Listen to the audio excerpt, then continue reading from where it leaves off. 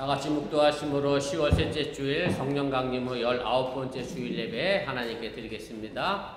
묵도하십니다.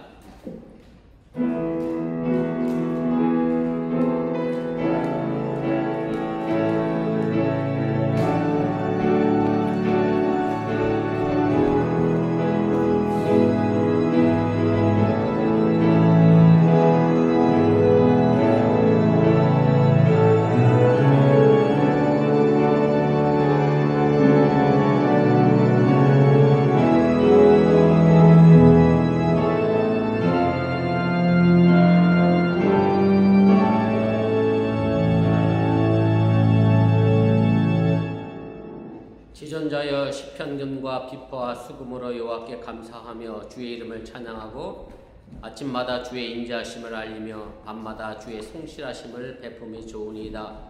여호와여 주께서 행하신 일로 나를 기쁘게 하셨사오니 주의 손이 행하신 일로 말미암아 내가 높이 외치리이다. 아멘. 전능하신 아버지 하나님, 거룩한 주일을 맞이하여 주님 앞에 나와 예배합니다. 이 예배가 주님께서 내게 행하신 일로 인하여 기뻐 외치며 하나님을 높이 찬양하는 귀한 시간 되게 하여 주시고, 또한 내 삶의 영역 속에 언제나 주의 기쁨과 감사가 넘쳐나는 일상의 기적을 만들어가며 살아가도록 동행하여 주시옵소서. 이제 예배를 시작하려고 합니다. 사탄 마귀한테 틈타지 못하도록 주님께서 홀로 영광받아 주시옵시고, 또 아직까지 발걸음을 옮기지 못한 이들의 발걸음을 재촉하여 주시고, 또 일로 인하여 함께하지 못한 이들, 저들이 어느 곳에 있든지 간에 이 거룩한 자리를 잃어버리지 않게 해주시고 원하며, 또한 개인적인 일로 여행 중에 있는 모든 이들에게도 하나님의 은혜와 축복이 넘쳐나게 하여 주시옵소서. 예수님의 이름으로 기도드렸사옵나이다. 아멘.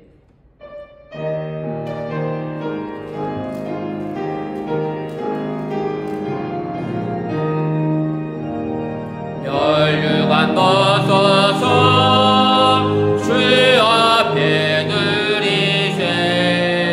저 천사 깊은 노래가 온 땅에 퍼지네. 내온 앞에 여서 주 찬송하여라. 성죄를 속하신 만왕의 왕일세. 멸류관 벗어서 주 앞에 드리세. 그 손과 몸의 상처가 영광 중 빛나네.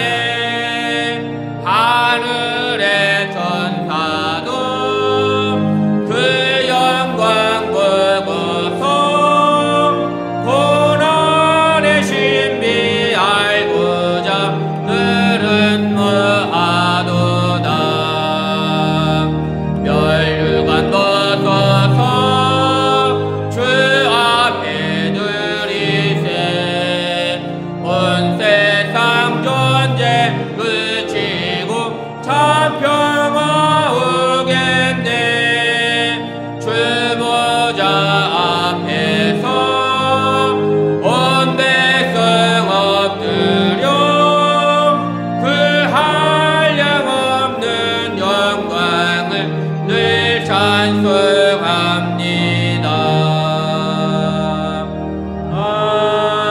아멘.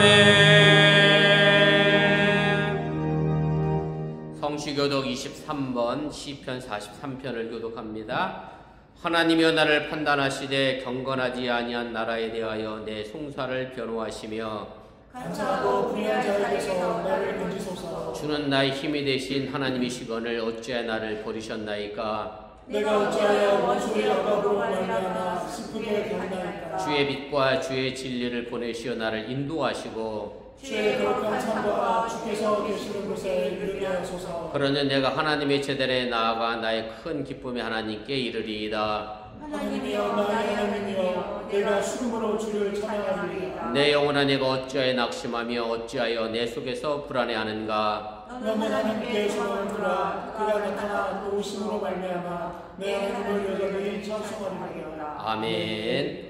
전능하사 천지를 만드신 하나님 아버지를 내가 믿사오며 그의 아들 우리 주 예수 그리스도를 믿사오니 이는 성령으로 일대하사 동정녀 마리아에게 나시고 본디오 빌라도에게 고난을 받으사 십자가에 못 박혀 죽으시고 장사한 지 사흘 만에 죽은 자 가운데서 다시 살아나시며 하늘으로서 전능하신 하나님 우편에 앉아 계시다가 저로서 사한 자와 심판을 성령을 믿사오며 거룩한 공예와 성도가 서로 교통하는 것과 죄를 사하여 주는 것과 몸이 다 사는 것과 영원히 사는 것을 믿사옵나이다. 아멘.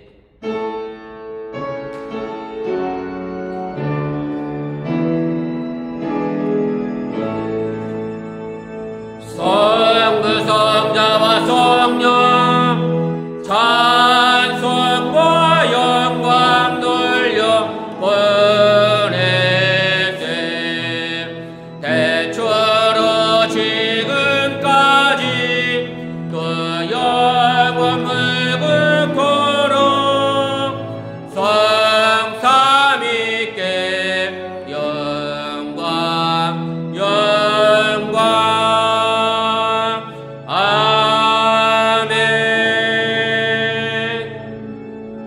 같이 자리에 앉아 주시기를 바랍니다. 이 시간을 위해 제가 기도합니다.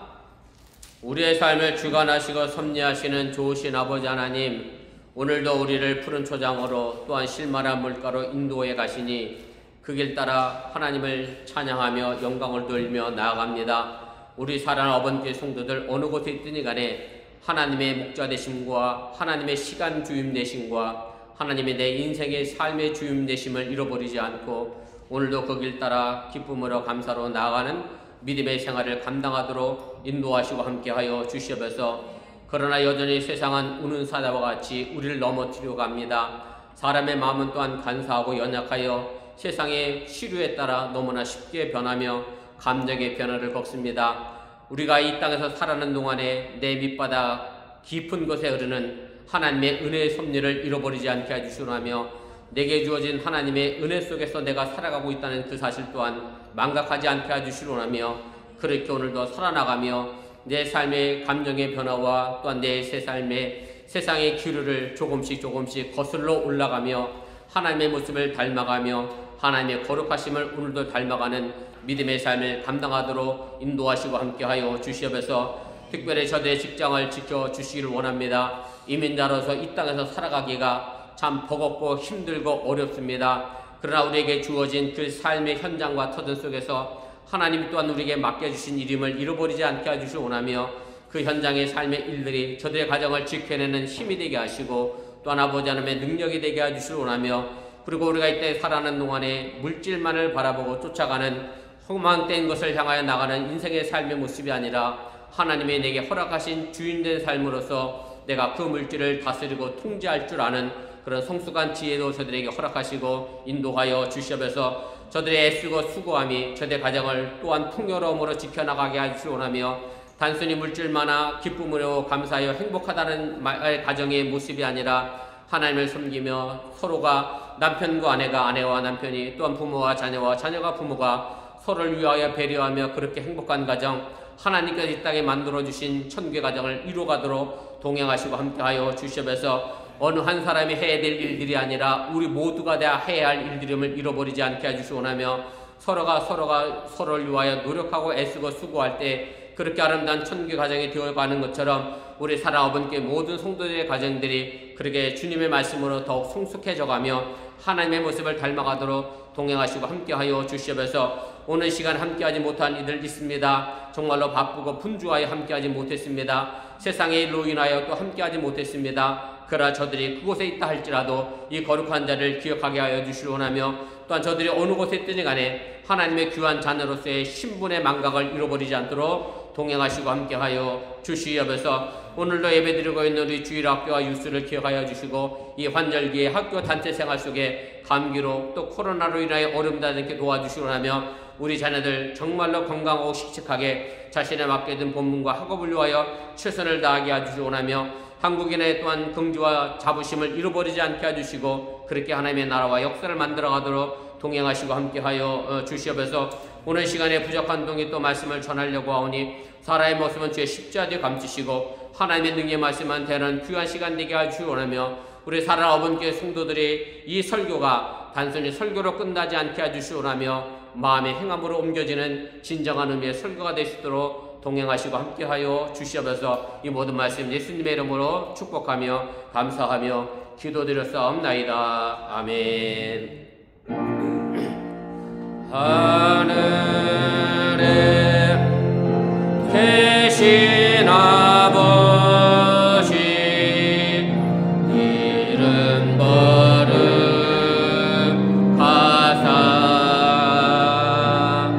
주님 나라 임하시고 뜻이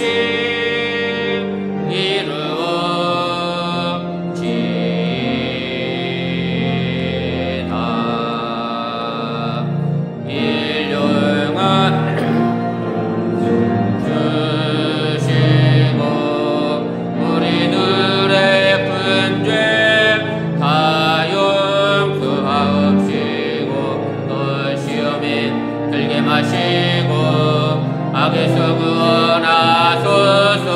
내게 주의 나라 주의 권세 주의 영광 영원히 아멘.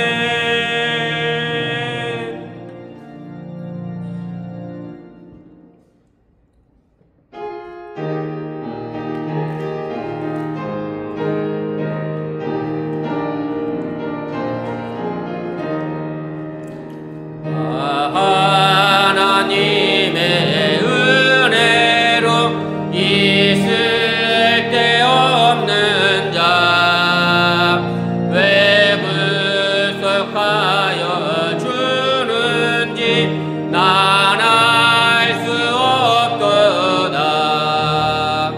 내가 믿고 떨지 않은 내 모든 영병 아시는 주님 늘 보호해 주실 것을 나는 확실히 아네. 왜 내게 굳센 믿음과 또 복음 주셔서 내 마음이 항상 편한지 난 알 수 없도다. 내가 믿고 떨지 않은 내 모든 영병 아시는 주님 늘 보호해 주실 것을 나는 확실히 아네. 왜 내게 성령 주셔서 내 마음 감동해 주 예수 믿게 하는지 난 알 수 없도다. 내가 믿고 떨지 않은 내 모든 영병 아시는 주님 늘 해주실 것을 나는 확실히 아네. 주 언제 강림하실지 북밤에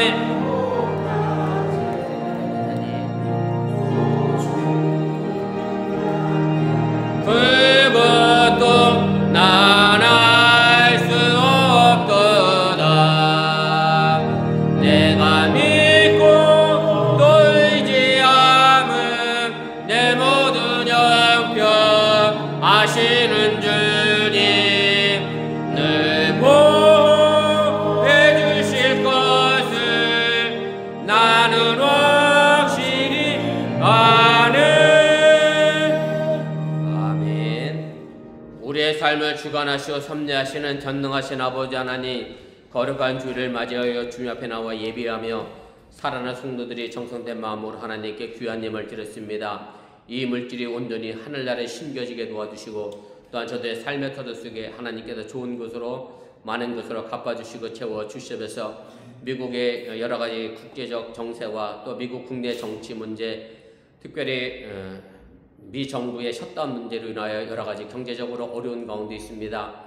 이로 인하여 우리 살아오던 성도들 행여 물질적인 문제로 인해 어려움 나지 않도록 하나님께 눈동자같이 지키시고 보아주시오라며 저들 하나님께 믿음을 가지고 드린 이 물질이 저들 삶에 귀한 씨앗이 되어져서 더 풍성하고 아름다운 열매를 거두어가게 하여 주시옵소서. 이 모든 말씀 예수님의 이름으로 축복하며 감사하며 기도드렸사옵나이다. 아멘. 감사합니다. 자리에 앉아주시기를 바랍니다. 교회에서 전합니다. 특별한 광고는 없고요. 오늘 주일 거룩한 예배 잘 기억하며 지켜주시길 바라고 조금 더 시간 맞춰 예배에 참석해 주셨으면 고맙겠습니다.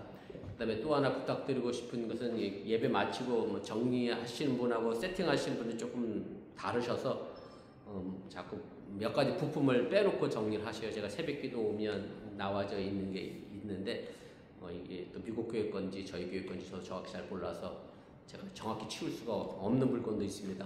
치우실 때 좀 정확히 잘 치워주시면 고맙겠습니다. 그 다음에 우리 박재훈 지사님 어제 한국에서 잘 돌아오셨고요. 풋볼 때문에 너무너무 차가 밀려서 고생하셨다고. 어머니는 좀 어떻다고 그러세요, 진짜?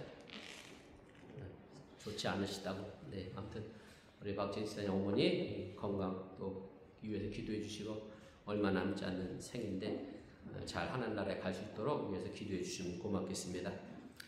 그 다음에 제가 애참 문제 때문에 회의를 한다고 광고를 해놨는데요. 회의라기보다 회의해봐야 또 여러 가지 말씀들이 오고 갈 것 같아서 제가 좀 정리를 그냥 한 번에 해드리겠습니다. 또 예배 마치고 또 점심 식사하고 그러면 또 가시는 분들도 계시고 그래서 다 앉아 계신 자리에서 얘기하는 게 쉬울 것 같아서 오늘 설교 반은 얘가 이 말씀 통해서 하신다 생각하시면 좋을 것 같고 또 못다한 얘기는 설교 시간에 마디 이어서 가도록 하겠습니다. 제가 2주 전부터 여순교회에서 뭘 자꾸 모여서 이야기를 나누시길래 무슨 이야기를 하시는지 저한테 아무런 얘기도 없고 궁금하기도 한차 이제 지난주에 개인적으로 몇 분에게 좀 확인을 좀 했습니다. 제가 왜 미리 이렇게 확인을 했느냐면 이미 다 결정해 놓고 저에게 이렇게 하겠습니다 통보를 해 놓으면 그때 바꾸기는 또 사실 어려워서 여러분들이 결정하시기 전에 제가 정하는 게 맞는 것 같기도 하고요. 그리고 어쨌든 교회 최종 의사 결정권자라고 하긴 좀 회사도 아니니까 그렇긴 합니다만은 담임 목사가 결정하는 게 그래도 맞을 것 같아서 저희 혹시 그런 일이 있으시면 앞으로도 제게 미리 좀 귀뜸을 해주시고 이런 문제가 있다 알려주시면 좋을 것 같습니다. 그래서 제가 여성교회 문제는 제가 특별히 관여를 하지 않았기 때문에 또 그랬던 것 같긴 한데 아무튼 그래서 제가 개인적으로 애착 문제의 이야기를 들었고요. 이 부분을 좀 지혜롭게 해결해 보는 게 좋을 것 같아서 여러분들에게 좀 말씀을 드립니다. 우리 남성교회는 또 무슨 얘기인지 잘 앞뒤 정확을 모르시니까 그럴 수도 있고 그래서 제가 들은 바를 좀 정리하면 이렇게 됩니다. 지금 애찬을 하시는데 2달에 한 번 오는 게 너무 힘들고 어렵다. 또 어떤 분은 내가 교회 북구리로 교회를 가냐 이런 얘기까지도 하셨다 그러고 또 저 사람은 예외가 되는데 나는 왜 예외 없이 계속 이 국을 끓여 하는 일을 해야 하느냐 이런 얘기가 오고 갔다 그래요.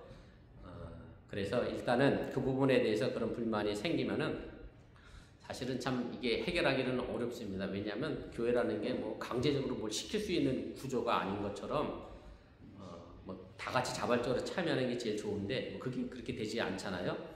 그래서 사실은 사도 바울이 고린도 교회에도 이런 2000년 전의 사람이나 2000년 후의 사람이나 문명과 문화를 발전했는데 근본적으로 별로 다르지 않다는 걸 새삼 또 느끼게 됩니다.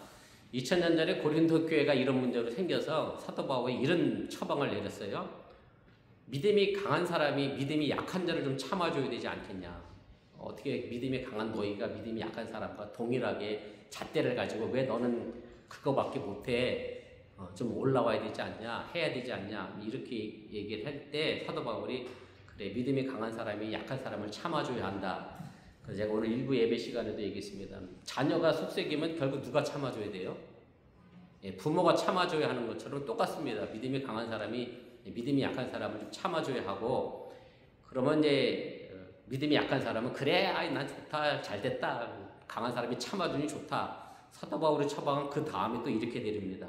믿음이 약한 사람은 그럼 어떻게 해야 되겠어요? 믿음이 강한 사람을 본을 받아 그 믿음이 성장하도록 스스로 노력을 해야죠. 그래서 사도 바울이 고린도 교회에 그런 처방을 내렸습니다. 그리고 결론은 사실은 없어요. 고린도 교회가 이 문제가 어떻게 해결됐는지가 없어서 저도 알 수는 없는데, 제 개인적으로 가장 이상적인 방법은 사실 그거예요. 믿음이 강한 사람이 믿음이 약한 사람이 못해도 계속 뭐 하면 되죠? 참아주시면 되는데, 흔한 말로 사람도 참는데 뭐가 있어요? 한계가 있다 보니 이 한계 문제가 지금 나온 것이 아닌가 이렇게 생각이 되어집니다. 그래서 어느 한 부분이 불편하면 사실은 그 불편한 것을 제거하는 게 좀 맞다 생각하고, 교회 오는데 애찬 때문에 불편하고 힘들어서 교회 오는 게 부담스러우면 교회 밥 먹으러 오는 거 아니잖아요. 뭐 국 하나 쌀 알이 없어서 여러분들이 뭐 교회 와서 밥 먹습니까?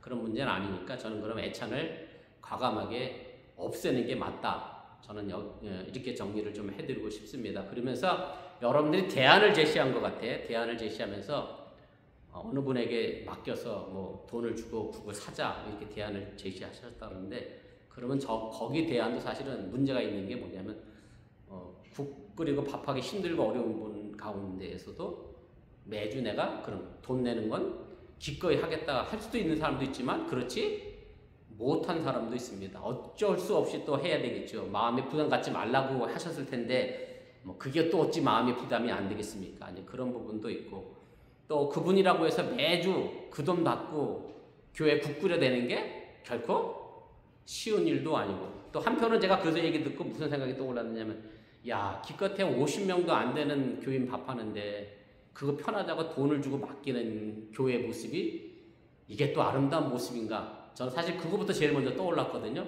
물론 요즘 뭐 돈이면 다 되는 세상이긴 합니다만은 교회조차도 똑같이 세상 따라 돈으로 해결하려고 하는 그런 부분도 좀 안타까운 부분이 있고요. 저 개인적으로는. 그래서 저는 뭐 장로님하고도 수요일날 잠깐 얘기했지만 그건 아닌 것 같고요. 그건 아닙니다. 그건 아니고, 그 다음에 또 하나 현실적인 문제는 여러분들이 뭐 교회에서 40불하고 뭐 여러분들이 돈 내서 해서 80불을 주시기로 했다고 그러는데, 장로님이 재정 보셔서 아시지만 작년 10월 기준과 지금 올 10월 기준으로 따지면 정확히 예산 결산이 15,000불 마이너스입니다. 그래서 내년에 여러분들에게 40불씩 애찬 비용을 줄 수 있는 교회 형편도 여건도 사실은 되지도 못할 수도 있어요. 장로님도 이 부분도 생각하셔서, 그래서 저는 이 부분은 일단은 그럼 그게 다 어려우면 일단 애찬은 멈추는 게 맞습니다. 저는 애찬은 오늘로 끝이라고요. 순서가 일단 애찬 멈추겠습니다. 애찬은 멈추고요. 그 다음에 치우는 문제도 그런데요. 제가 예배를 마치고 이렇게 교회를 쭉 한 바퀴 돕니다. 남의 교회 빌려 쓰는 입장이니까 깨끗이 청소하고 가야 돼서 이렇게 돌면 유스 애들이 밥 먹는 테이블 가잖아요.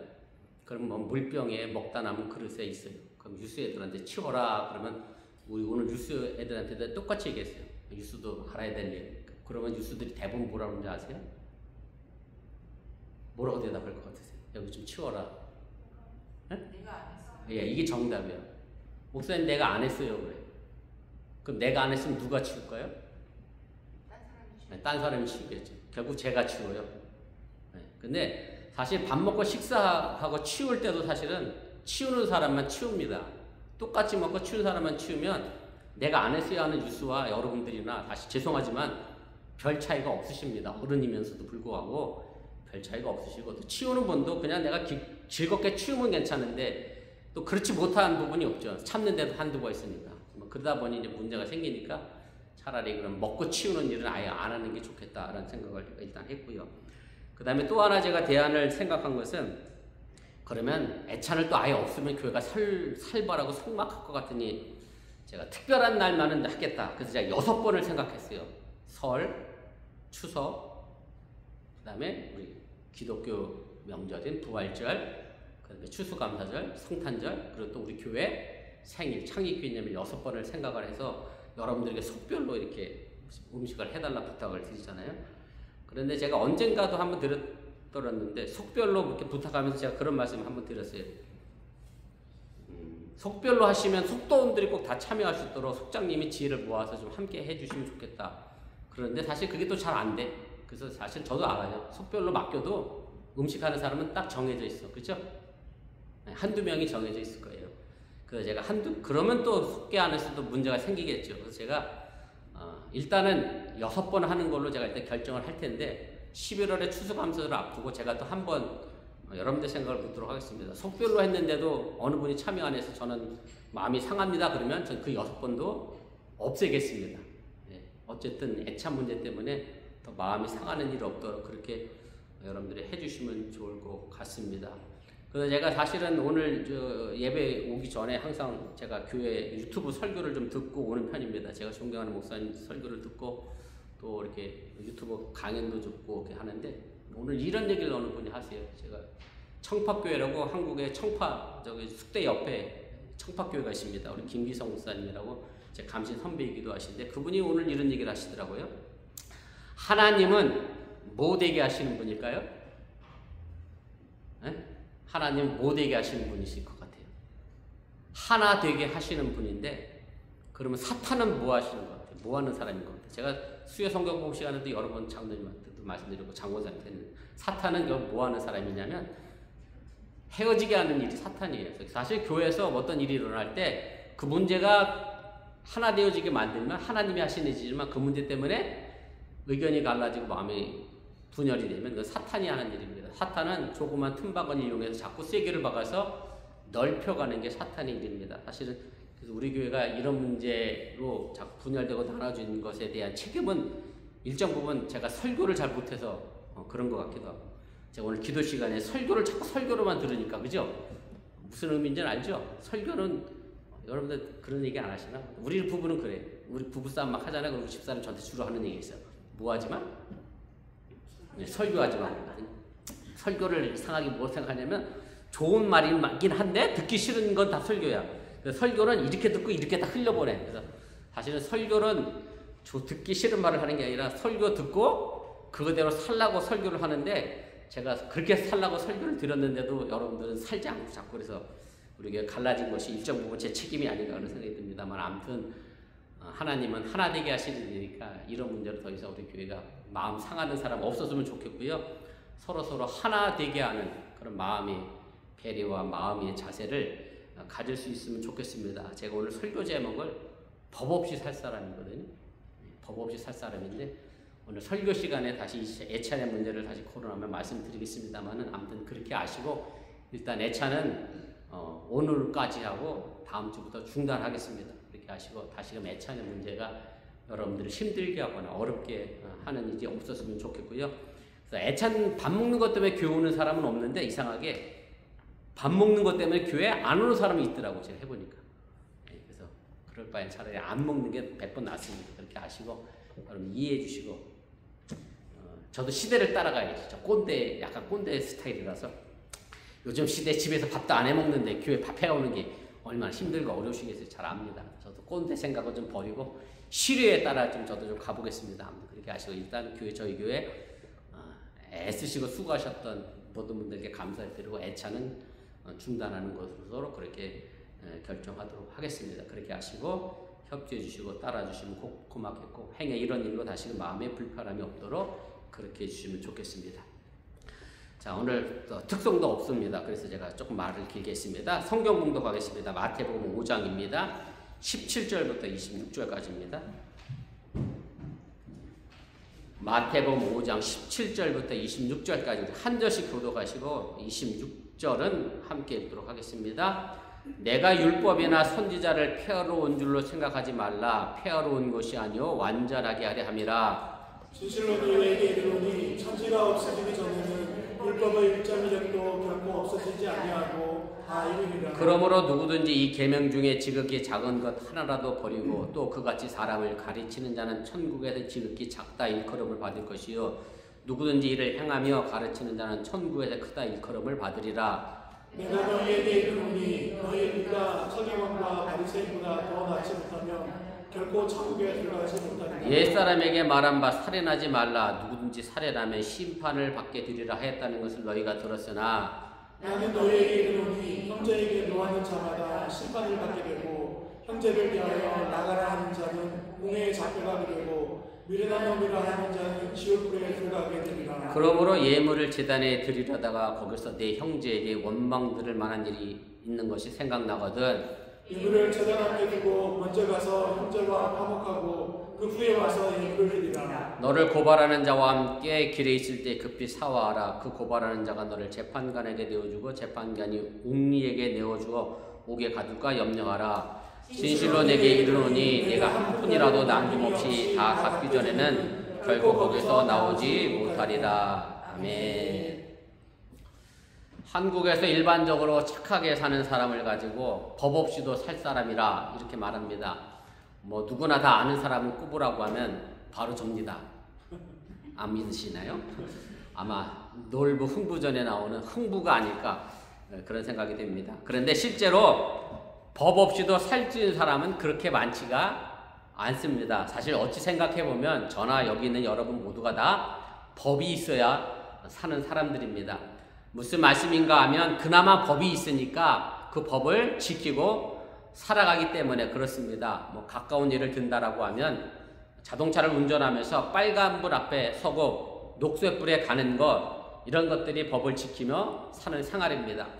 여러분들은 어떤지 모르겠습니다만 특별히 시골길 갈 때 더더욱 그런 유혹이 드는 것 같아요. 늦은 밤이나 이른 새벽에 운전하다 보면 지나가는 사람도 없고 지나가는 차도 없는데 그래도 신호등이 빨간불이면 서 있습니다. 누가 서 있느냐면 저는 서 있습니다.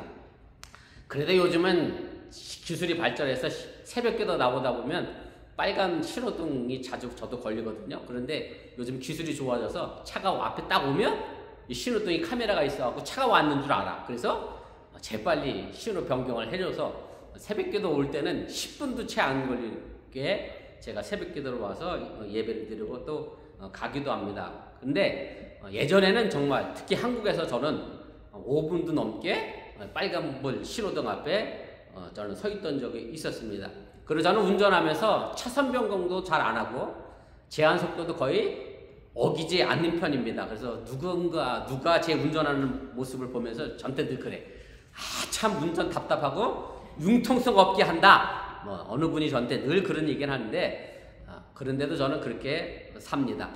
그런데 지금은 법 없이 살 사람을 가지고 약간 빚고 와서 놀부 같다라고 이야기합니다.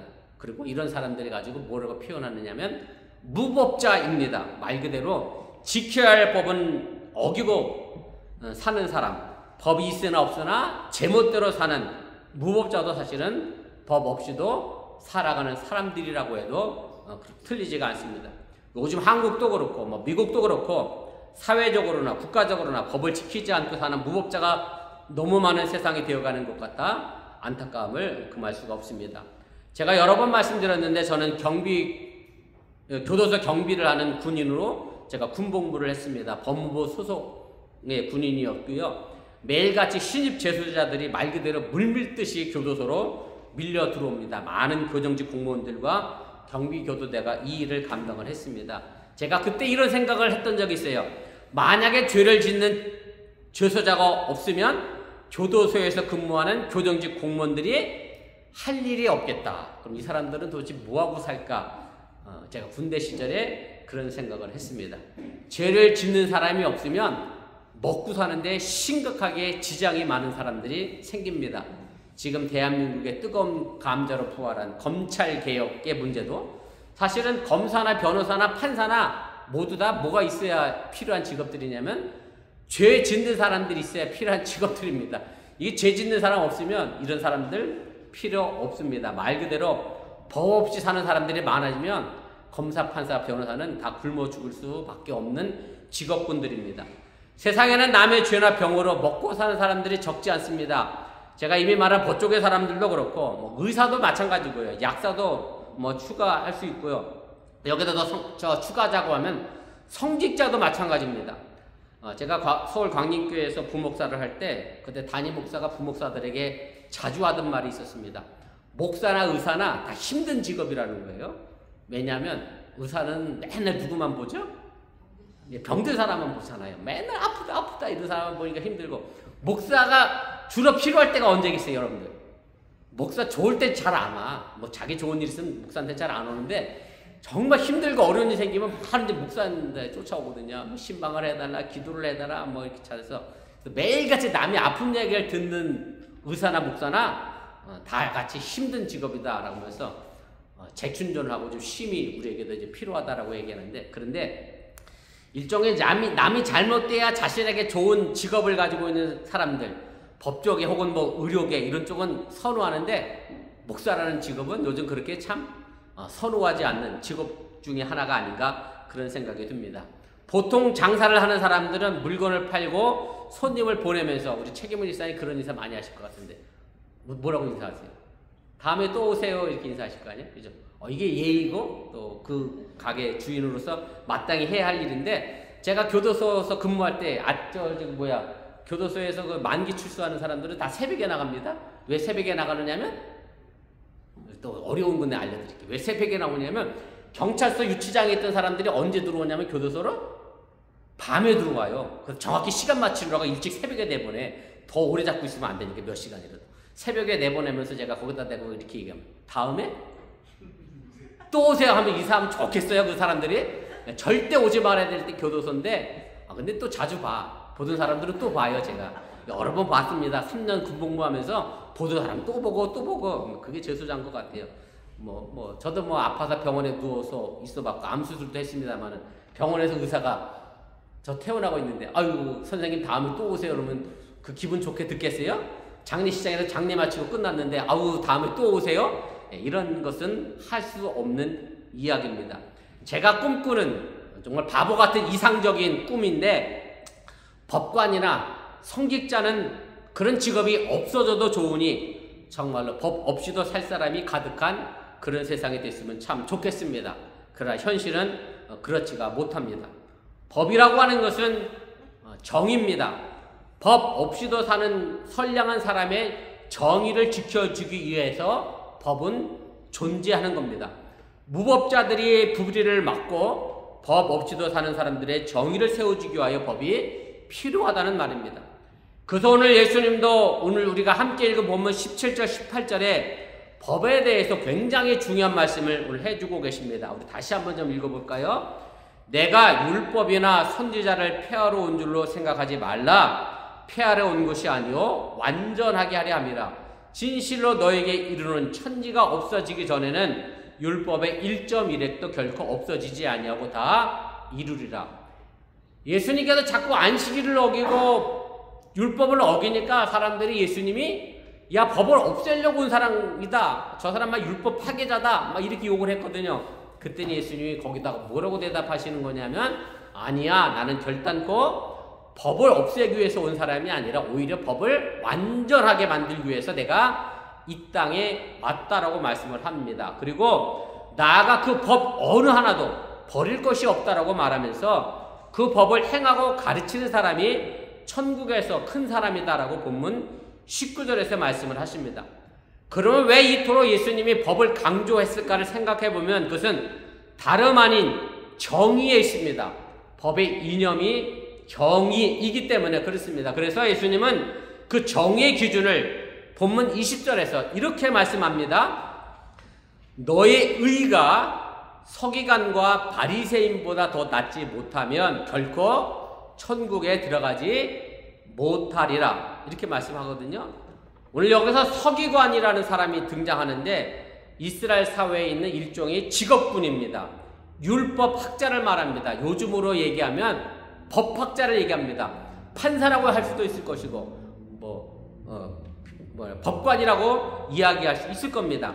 그리고 바리새인은 누구냐면 그 당시에 스스로도 그렇고 다른 사람들이 보기에도 정말로 율법을 너무나도 잘 지키는 사람이라고 인정받는 사람인 바리새인입니다. 지금도 유대교 랍비들은 다 어디 출신들이냐면 바리새파 출신들입니다. 그 사람들을 더 존경합니다. 바로 이런 사람들이 있었기에 이스라엘의 정의가 살아있고 세워진 것이라고 유대인들은 지금도 믿고 있습니다. 그런데 예수님이 그 정의를 이야기하면서 율법학자나 법학자보다 바리새인보다 더 나은 정의가 우리에게 있어야 한다라고 얘기합니다. 사실 율법학자나 바리새인은 율법을 너무나도 잘 지키고 실천하고 그렇게 가르쳤던 사람들인데 어떻게 과연 우리가 그 사람들보다 더 정의로울 수 있느냐? 참 이해하기 어려운 말씀을 예수님은 지금 하고 계십니다. 이 사람들은 누구보다 안식일을 잘 지켰습니다. 일주일에 2번 금식 기도를 했습니다. 온전한 11조를 했습니다. 가난하고 굶주린 사람들을 많이 도와주었습니다. 그리고 그 법을 회당에서 성전에서 성실하게 가르쳤습니다. 정말 나무랄 데 없는 사람들이 서기관과 바리새인들이었습니다. 그런데도 예수님은 이들보다 우리의 의가 낫지 아니하면 결단코 천국에 들어갈 수 없다고 말합니다. 그럼 도대체 어떻게 이 사람들보다 법을 더 잘 지켜야 하는지, 어떻게 철저하게 지켜야 하는 것인가가 우리가 천국에 들어가는 비결에 있음을 여러분들이 깨달으시길 바랍니다. 그런데 반전인 것은 예수님은 이렇게 법을 잘 지키는 바리새인들과 서기관들을 향하여 아주 신랄하게 비판을 합니다. 마태복음 23장인데 예수님은 이 사람들을 향하여 비판하면서 하나의 공통된 수식어를 붙입니다. 마태복음 23장 13절, 15절, 23절, 25절, 27절, 29절 똑같은 서두로 말합니다. 여러분들이 이미 다 듣고 알고 계신 내용입니다. 화 있을진저 외식하는 서기관과 바리새인들이요. 이 사람들 앞에 외식이라는 말이 붙어 있습니다. 외식이라고 하는 말은 말 그대로 영어 표현이 딱 맞아요. 히포크라이티스라고 발음해야 되나요? 하이폰가. 아무튼 위선이라는 잡니다. 위선자란 뜻입니다. 위선적이란 얘기죠. 위선이라고 하는 말은 법을 지키는 그들의 행위와 그들의 마음이 전혀 다르다라는 것을 위선자라고 얘기하고 외식한다라고 예수님은 지금 이야기를 합니다. 일반적으로 법이라고 하는 것은 행위와 관련되어 있습니다. 그런데 어떤 사람이 선한 행위를 했다고 해서 그 마음도 선한 마음을 가졌느냐라고 딱 단정지어 말할 수는 없습니다. 제가 앞서 신호등 얘기를 했습니다만은 신호를 지킨 것이 법을 지키고 내가 신호를 지키지 않으면 그 누군가가 다칠 수 있으니 내가 신호를 지켜야 되겠다. 그래서 선한 마음을 가졌다라고 말하기가 어렵다라고 하는 얘기입니다. 대부분의 신호등을 지키는 이유는 뭐예요? 다른 사람들을 위한 선한 마음이 아니라 이거 안 지키면 딱지 뜨니까, 티켓 끊으니까 그거 싫어서 신호등 지키는 게 그래서 그 사람 마음이 신호등 지켜서 선하다라고 말하기는 어렵다라고 하는 얘기입니다. 우리 신앙으로 돌아오면 이렇게 됩니다. 주일은 잘 지켰는데 그 마음이 거룩한 마음이 아닙니다. 금식 기도를 해서 내가 배가 고파서 배는 비웠는데 그 금식 기도의 내용이 내 욕심을 채운 금식 기도였으면 그 금식 기도는 결코 내 마음을 비우지 못한 기도입니다. 이 또한 선한 마음이라고 말할 수 없습니다. 제가 오늘 애찬에 관한 말씀을 제가 드리면서 애찬을 중단하겠다고 했는데 제가 안타까운 게 바로 그거죠. 애찬을 열심히 준비해서 왔는데 이 애찬을 준비하면서 성도들을 대접하고 사랑하는 마음으로 이런 선한 행동으로 했으면 했죠. 물론 그렇죠? 그렇게 하셨죠? 그랬는데 그러면 선하신데 애찬하면서 순서가 됐네, 하기 싫은데 내일은 또 무슨 국을 끓여야지, 이렇게 짜증이 났다고 하면 선한 행동이 꼭 선한 마음은 아닐 수도 있다. 우리들 스스로가 그것을 너무나도 잘 알게 됩니다. 예수님이 말씀하신 율법의 완전함, 1.1핵이라도 버릴 것이 없는 율법의 실천은 다름 아닌 마음에서 이루어져야 된다는 것을 말씀하고 계심을 여러분들이 깨달으실 바랍니다. 그래서 예수님께서 율법을 완전하게 한다는 것은 마음까지 철저하게 그 율법의 정신을 따른다는 것을 의미하는 겁니다. 밖으로 드러난 어떤 행위만이 아니라 그 행위를 낫게 한 마음의 밑바닥을 훑어보라는 것이 바로 예수님이 우리에게 주신 말씀입니다. 우리말에 철저라고 하는 한자어가 있습니다. 예를 들어 범죄에 대하여 철저히 조사해, 혹은 그 일을 철저히 마무리해, 철저히 청소해, 이렇게 쓰는 말인데요. 이 말은 통할 철자와 밑자라고 하는 한문으로 되어 있습니다. 말 그대로 직역하면 마음 밑바닥까지 꿰뚫어서 하라고 하는 얘기입니다. 마음 밑바닥을 꿰뚫는 게 철저에 관한 말씀의 내용입니다. 그 예 중에 하나가 오늘 예수님은 살인에 관한 말씀을 하십니다. 사실은 마태복음 5장 21절부터 시작해서 계속해서 율법을 지키는데 그 마음이 중요함을 예수님 말씀하시면서 몇 가지 예를 들어서 말씀을 하시는데, 오늘 제가 너무 길어서 앞부분만 하나만 읽은 거예요. 그것이 살인에 관련된 항목입니다. 제가 이 살인에 관련된 항목에 대하여 다시 한번 읽어보겠으니까 뭐가 더 중요한 건지 좀 보시길 바랍니다. 본문 21절 22절입니다. 옛사람에게 말한 바 살인하지 말라. 누구든지 살인하면 심판을 받게 되리라 하였다는 것을 너희가 들었으나 나는 너에게 이르노니 형제에게 노하는 자마다 심판을 받게 되고 형제를 대하여 라가라는 자는 공의에 잡혀가게 되고 미련한 놈이라는 자는 지옥불에 들어가게 되리라. 예수님의 이 말씀은 살인은 어디에서부터 출발하느냐? 분노와 증오의 마음에서 나왔다는 얘기입니다. 요즘은 뭐 묻지마 살인 하도 많은 세상이라 꼭 그런 건 아니지만 일반적으로 살인은 그렇습니다. 그리고 여기 형제에 대하여 오늘 라가라는 단어가 하나 등장하는데요.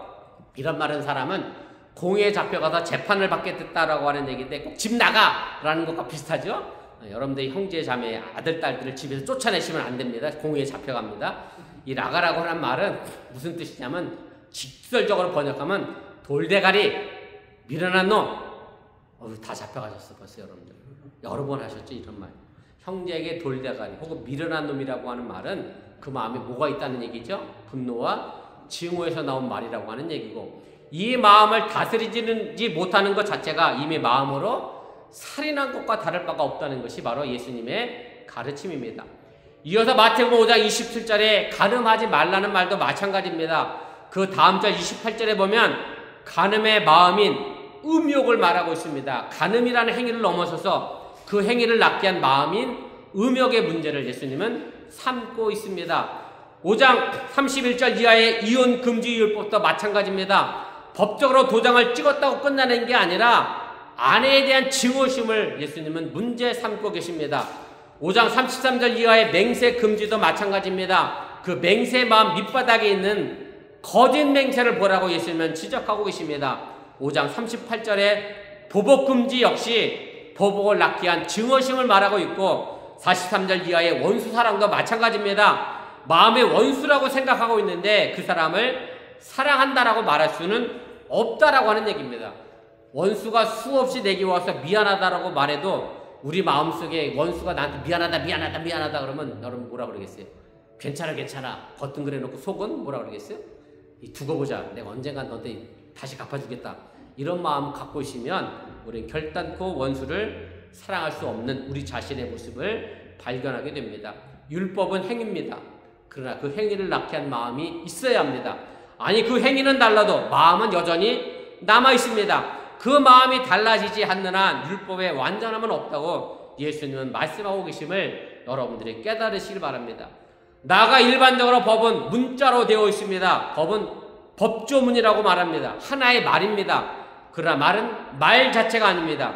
말을 하게 한 마음이 있습니다. 그것을 가지고 율법의 정신이라고 말합니다. 법의 정신이라고 표현합니다. 구약 성경을 읽다 보면 율법에 뭐뭐는 하지 말아라, 뭐뭐는 하라라는 말이 가득 차 있습니다. 율법을 지키기가 참 어렵다는 생각을 갖게 합니다. 비단 성경의 율법만은 아닙니다. 한국의 법도 그렇고 미국의 법도 마찬가지입니다. 저는 법의 어떤 것이 죄인지 일일이 알지 못합니다.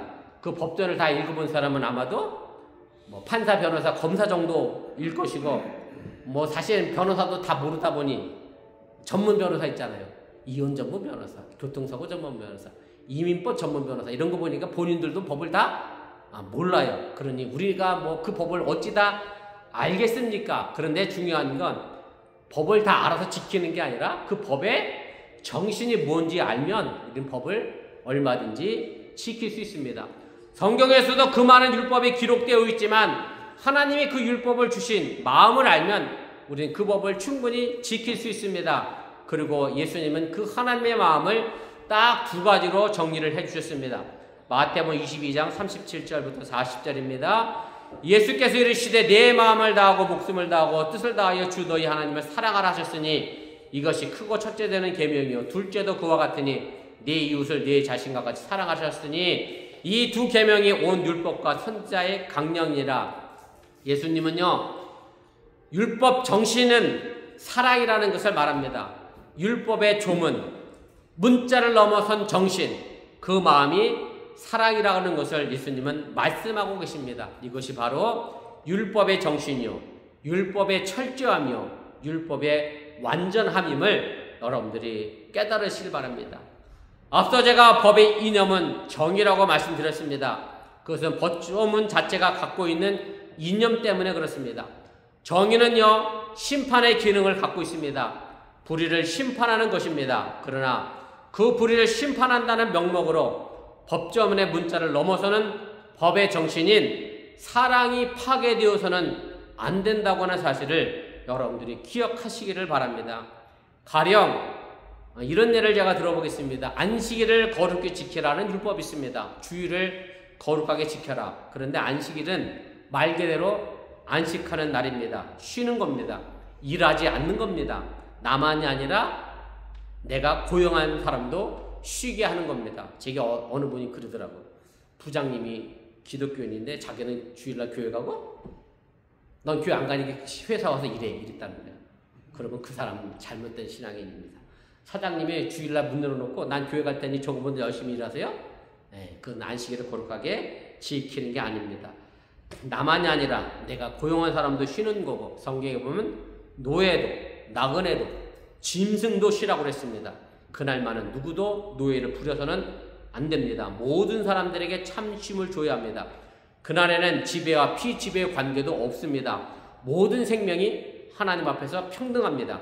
하나님 앞에 평등, 이것이 안식일법의 정의고 우리가 주일을 지키는 정신입니다. 그러나 예수님은 이 안식일법을 어기셨습니다. 예수님은 일하지 말라고 했는데 그 법을 정면으로 어기셨습니다. 일했습니다. 예수님은 그러면서 그 법을 어겼다고 고소하는 사람들에게 이렇게 묻고 계십니다. 마가복음 3장 4절입니다.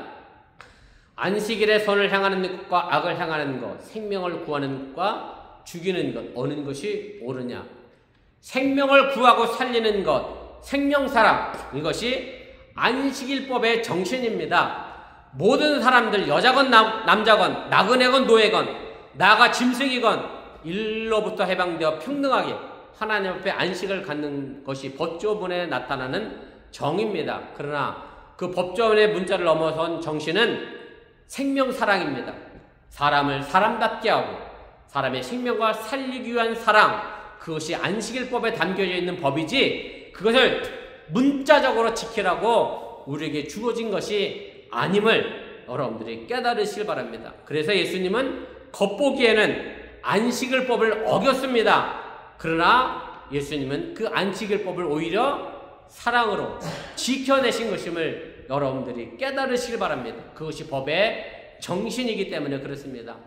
그래서 초대 교부였던 성자 어거스틴은 이런 말을 했습니다. 하나님을 사랑해라.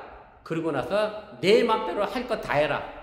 하나님의 사랑이라고 하는 밑바탕에 근본 정신이 있으면 내 맘대로 다 할 수 있겠습니까? 절대 그렇게 못합니다. 그래서 어거스틴은 이렇게 이야기합니다. 우리가 그러면서 또 마틴 루터, 종교개혁자 마틴 루터도 이런 측면에서 이렇게 얘기합니다. 교회법으로 인간을 얽매이게 하는 당시에 카톨릭 교회에 대하여 하나님의 사랑을 위하여 담대하게 범죄하십시오. 신부님이 이렇게 얘기했습니다. 사랑을 위해서는 범죄도 괜찮다라고 이야기합니다. 우리가 잊지 말아야 할 것은 언제나 법은 최하한 선입니다. 정의가 무너지지 않는 선에서 최하한 선으로 정해놓은 게 법입니다. 그리고 그 법 밑바닥에 흐르고 있는 보다 깊은 정신은 사랑이 있다는 것을 우리가 잊어서는 안 됩니다. 이것이 바로 예수님이 말씀하신 율법의 완성임을 잊지 마시길 바랍니다. 그래서 법조문, 문자로서의 법조문은 최악의 경우를 대비하는 겁니다. 그 법이 전부가 아니라는 것이고 그 법이 만들어진 정신을 잃어버려서도 안 된다라고 하는 얘기입니다. 하나님을 사랑하고 이웃을 사랑하는 신앙의 고백이 우리의 삶 밑바닥, 우리의 정신 깊은 곳에서 삶의 원동력으로 있어야 한다는 말씀입니다. 그래야 법 없이도 사는 공동체가 될 수 있고 법 없이도 행복한 우리가 될 수 있다는 말씀입니다.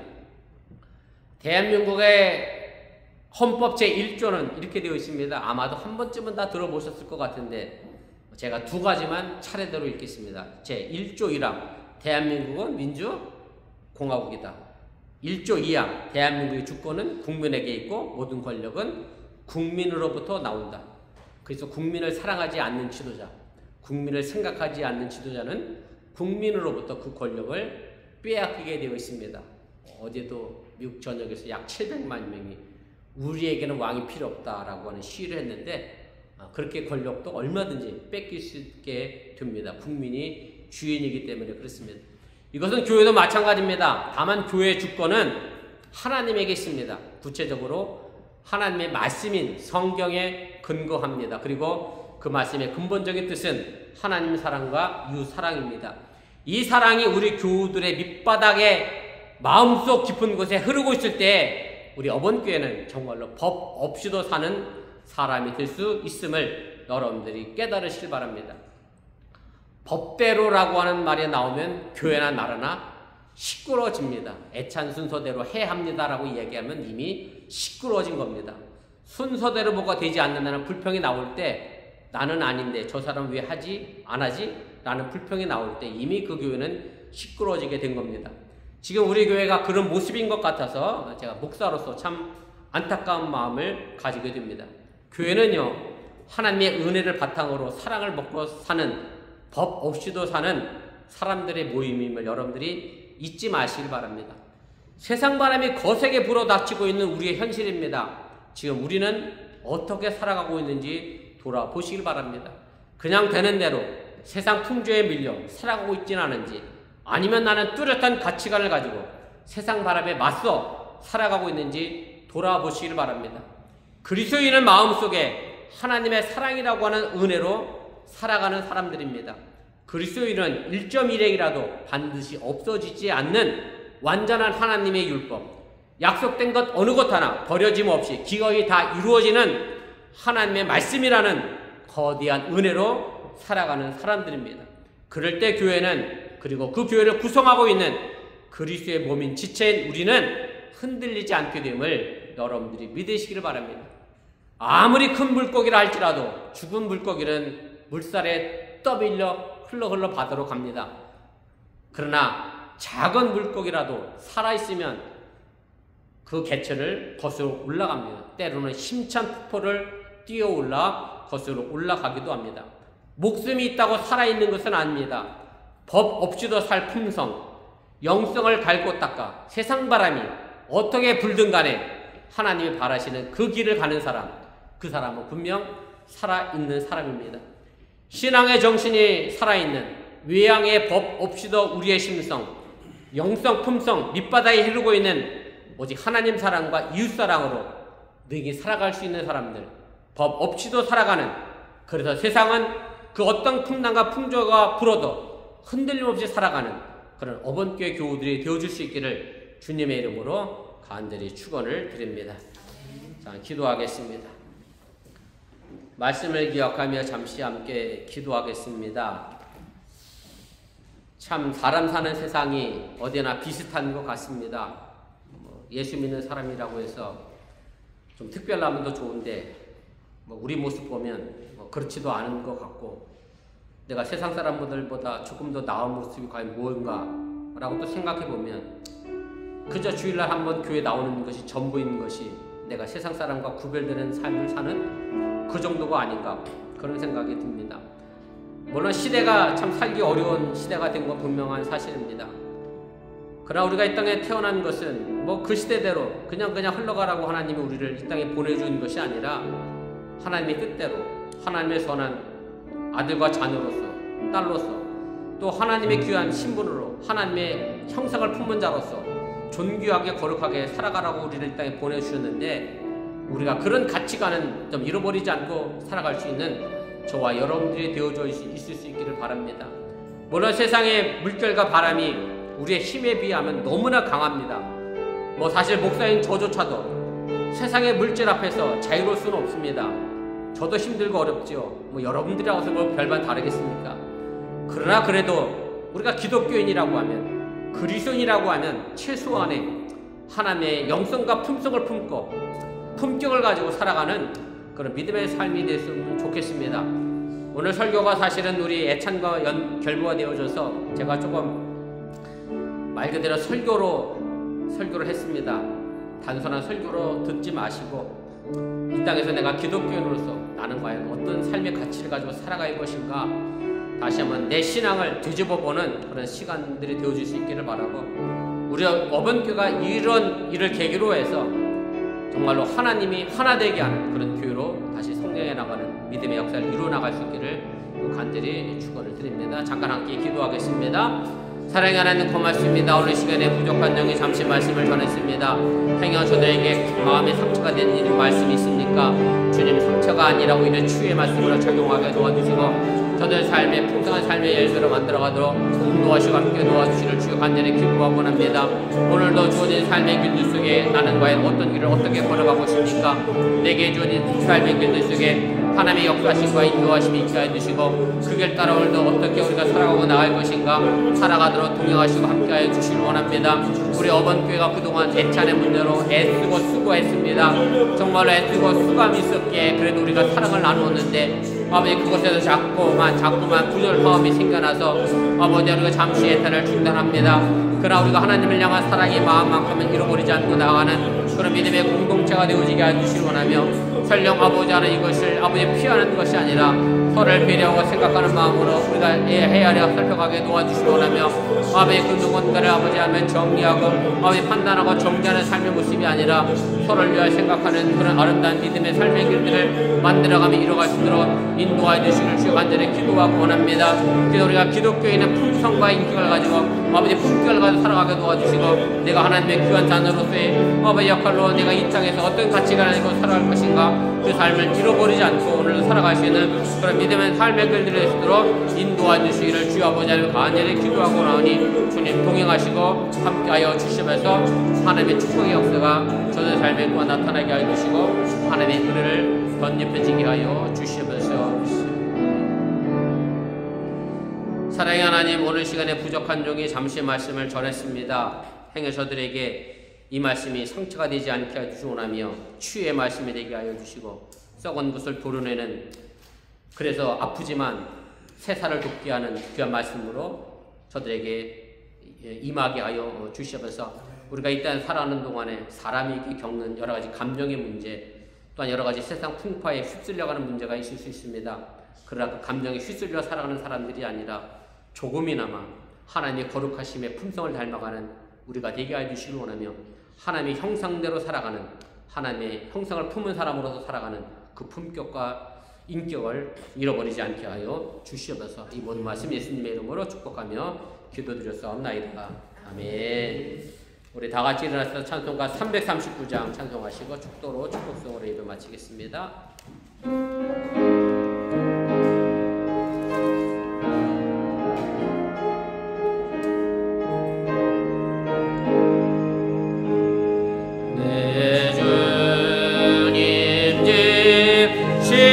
늘 자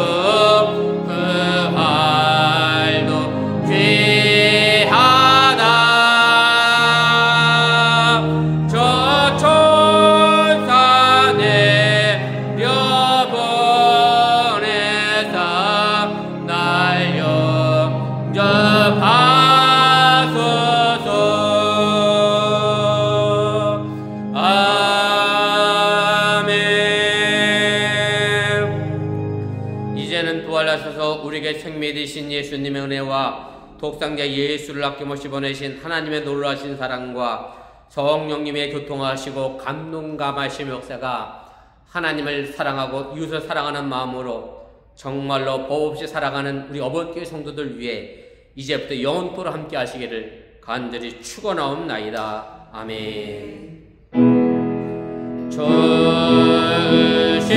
하나님, 주신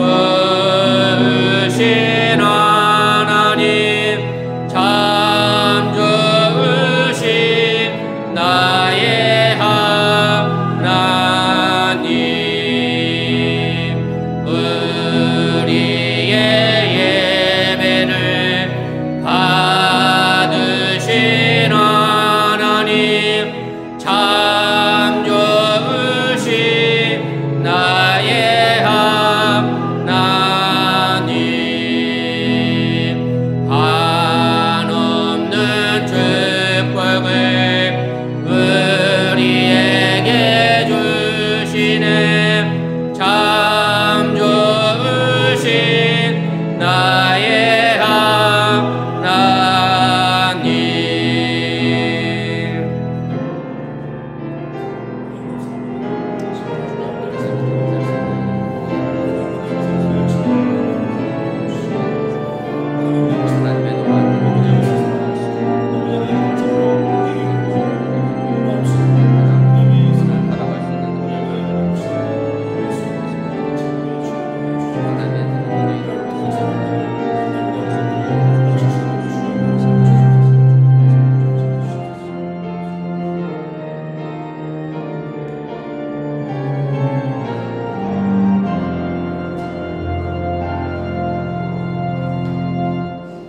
감사합니다. 예배를 마쳤습니다. 환절기에 감기 조심하시기 바랍니다.